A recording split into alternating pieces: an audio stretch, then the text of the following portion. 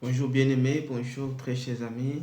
Alors j'espère que vous allez bien, que vous avez, n'est-ce pas, connu un bon et doux sommeil.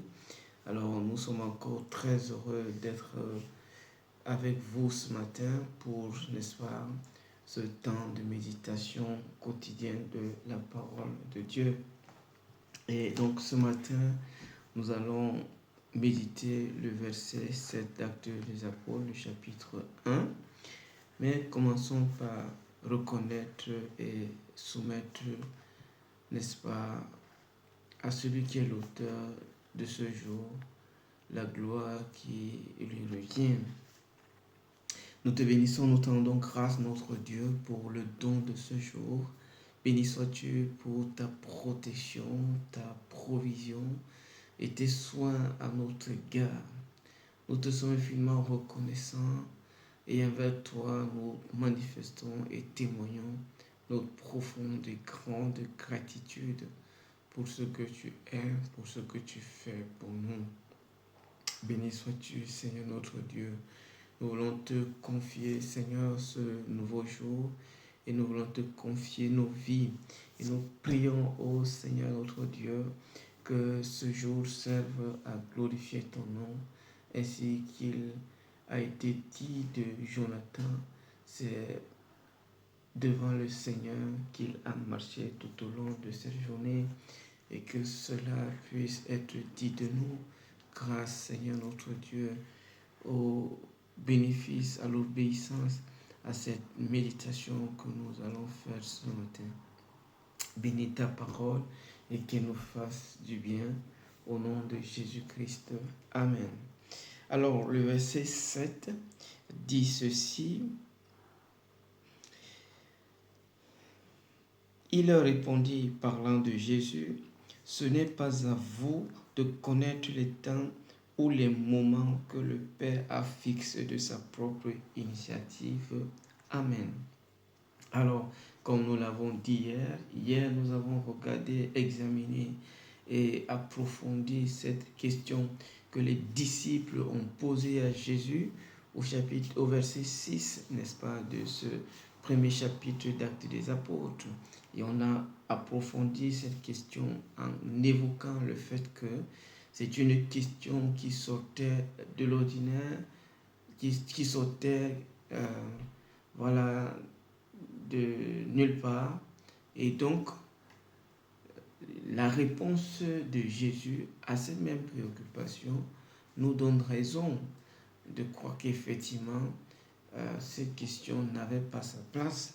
Et donc, ce matin, nous allons, n'est-ce pas, aborder cette pensée en évoquant, n'est-ce pas, et en creusant plus profondément ce que le Seigneur nous communique au travers de sa réponse à cette question que les disciples lui ont posée. Vous êtes d'accord avec moi que la réponse de Jésus à cette question, en réalité, n'est pas une réponse favorable. Ce n'est pas une réponse gaie. Jésus même ne va pas répondre à cette question. Au contraire, il va plus attirer leur attention. Il va les inviter en quelque sorte de ne pas aller dans ce sens-là parce que ce n'est pas le besoin de l'heure. D'où le thème de la méditation de ce matin, de cette exhortation. Intéressons-nous aux besoins de l'heure. Intéressons-nous aux besoins de l'heure. Je répète, intéressons-nous aux besoins de l'heure. Alors, comme nous l'avons vu, la préoccupation que les apôtres ont mise sur la table n'avait pas lieu d'être. Et Jésus, par sa réponse, nous fait comprendre clairement que cette question était comme forcée dans cette circonstance de conversation et d'entretien avec le Seigneur glorifié. Et hier, nous avons évoqué les motifs derrière cette question-là. Et je crois que ça a été un moment très bénissant pour chacun d'entre nous. Et donc, aujourd'hui, nous voyons que Jésus, répondant à cette préoccupation, va nous renseigner davantage sur la compréhension qu'il s'est faite de ce questionnement-là, de cette question que les apôtres ont posée. Alors, il va leur reprocher d'avoir posé cette question et il va souligner un deuxième élément qui est fondamental, qui est celui de la souveraineté de Dieu.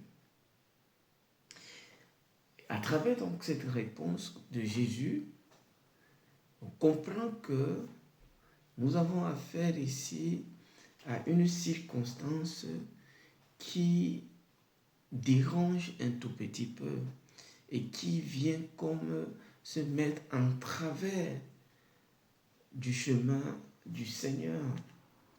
Le sujet inscrit à l'ordre du jour quand Jésus est en train de s'entretenir avec ses disciples est celui du revêtement de la puissance du Saint-Esprit, est celui du baptême du Saint-Esprit. Et nous l'avons lu, Jésus leur dit, ne vous éloignez pas de Jérusalem, attendez ici pour que la promesse que le Père a faite s'accomplisse. Et donc, le sujet inscrit à l'ordre du jour concernait le Saint-Esprit, l'équipement, le revêtement, le baptême du Saint-Esprit. Mais les apôtres, eux, ont présenté une autre préoccupation qui n'était pas celle du jour, celle qui, n'est-ce pas, sur laquelle Jésus portait son attention à ce moment. Mais en allant un peu plus loin, on voit que Jésus, à travers sa réponse, va nous donner comme une sorte de mise en garde et même attirer notre attention sur le fait que nous devons apprendre à nous intéresser aux besoins de l'heure, aux besoins du moment, aux préoccupations du moment. Et hier, on l'a vu que une préoccupation normale peut s'avérer inutile du fait de son mauvais timing. En d'autres termes, si je me préoccupe d'un sujet futur alors que le sujet du moment n'est pas abordé, alors qu'il le devrait, alors cette préoccupation-là devient inutile. Le timing va conditionner et va définir, n'est-ce pas, la préoccupation, le fardeau qu'on peut avoir. Jésus leur dit d'attendre le Saint-Esprit. Il les invite à se préparer pour recevoir le baptême du Saint-Esprit qu'il est sur le point de le relâcher dans leur vie. Et eux, ils sont ailleurs. Leur considération se trouve ailleurs.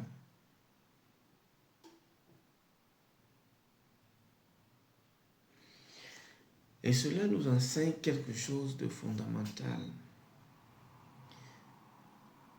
C'est bien de s'intéresser aux besoins futurs, mais c'est mieux de confronter les besoins actuels. Notre monde aujourd'hui fait face à de grandes difficultés. Pendant ce temps, les uns et les autres sont en train d'explorer les possibilités de vivre dans d'autres planètes. Comprenez qu'on est dans deux considérations complètement différentes. Apprenons à nous intéresser aux besoins de l'heure. Apprenons à rester focalisés sur ce qui est l'urgence du moment. Les disciples, s'ils voulaient poser une question au Seigneur, ne devait-elle pas être une question en rapport avec le sujet inscrit à l'ordre du jour? Mais comment se fait-il qu'ils abandonnent, qu'ils délaissent, qu'ils mettent de côté ce sujet à l'ordre du jour pour aborder une autre problématique, aborder une autre préoccupation qui concerne les besoins d'un autre temps? Jésus va donc, à travers sa réponse, nous révéler deux choses. La première chose qu'il nous révèle, c'est que c'est de la perte de temps que de vouloir s'intéresser aux choses lointaines alors que celles de l'immédiat sont restées insolubles, sans solution, sans issue. Apprenons à questionner le Seigneur sur les besoins de l'heure. Ne nous montrons pas trop spirituels en cherchant à aller fouiller dans la pensée de Dieu pour savoir ce qui va se passer dans un futur lointain, alors que sa préoccupation du moment est ailleurs.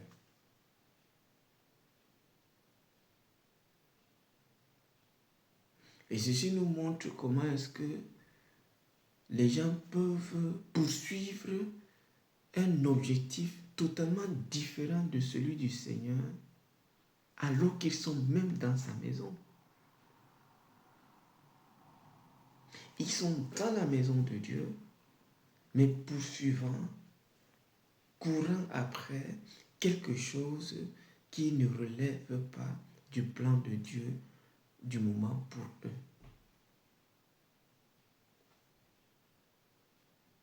Si nous voulons consulter le Seigneur, c'est notre droit. Mais apprenons à le consulter en rapport avec ce qu'il est sur le point de faire, ce qu'il veut accomplir sur le moment.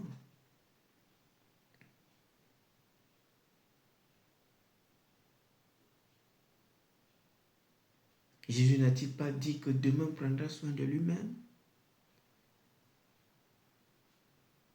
Mais pourquoi vouloir s'intéresser aux préoccupations du futur? Et quel futur même? Un futur lointain. Tandis que celles d'actualité n'ont pas de voie de sortie. La deuxième chose que Jésus-Christ révèle à travers cette réponse, c'est que Dieu fait chaque chose à son temps. Et tout ce qu'il fait relève de sa souveraineté. Pourquoi questionner Dieu sur les choses pour lesquelles on n'a pas besoin de le questionner? Jésus répond en disant, il ne vous appartient pas de connaître ce que Dieu va faire, quand il va le faire, alors qu'il s'agit des choses qui s'est gardé lui-même.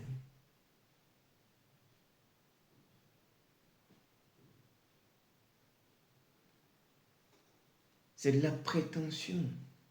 Et c'est même de l'ignorance. De vouloir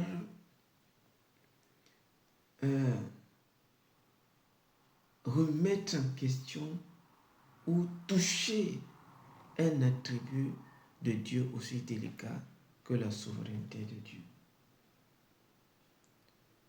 Et donc, je vais m'arrêter là pour avoir un moment de prière. Mais la pensée de ce matin, elle est claire.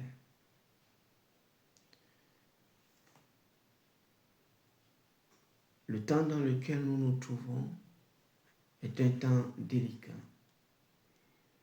Et nous pouvons consulter Dieu par rapport au temps qui est le nôtre. Apprenons qu'il y a deux types de réalités. Il y a des choses que Dieu veut nous révéler et il y a des choses que Dieu se garde à lui-même. Apprenons à le consulter pour les choses qu'il veut nous révéler et apprenons aussi à ne pas l'interroger sur les choses qu'il ne veut pas nous révéler. Et quelqu'un me dira, mais comment saurais-je que cette question-ci, cette préoccupation-ci ne relève pas des choses que Dieu veut me révéler ou ne veut pas me révéler?